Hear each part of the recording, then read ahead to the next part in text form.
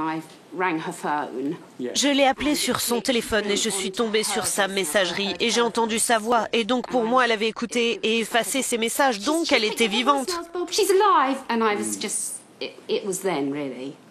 Au printemps 2011, la Grande-Bretagne est sous le choc en apprenant que des journalistes de News of the World ont piraté le téléphone d'une petite fille disparue quelques années plus tôt et effacé les messages qui s'y trouvaient. Le propriétaire du tabloïd, Rupert Murdoch, est contraint de présenter ses excuses à la famille.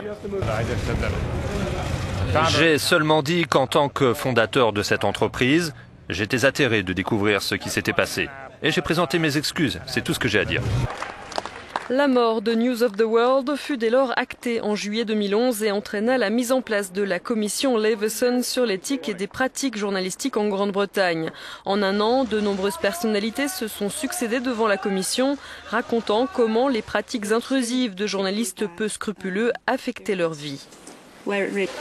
La mère de Madeleine McCann, disparue au Portugal en 2007, a elle aussi témoigné et expliqué comment un tabloïd avait fait main basse sur son journal intime et publié des extraits.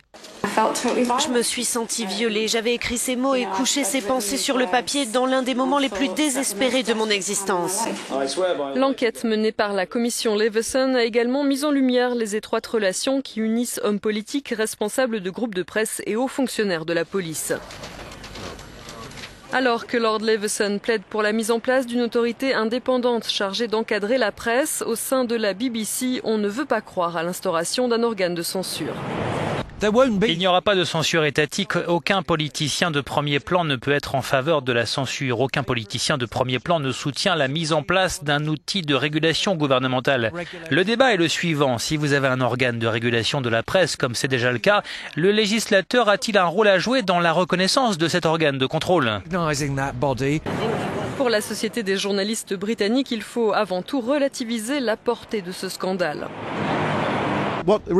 Ce qui est réellement en jeu, c'est la liberté laissée à la presse pour rédiger ces millions d'histoires qui, chaque jour, aident à protéger la liberté du public. Ces histoires-là luttent contre l'injustice et aident les petites gens, les gens ordinaires.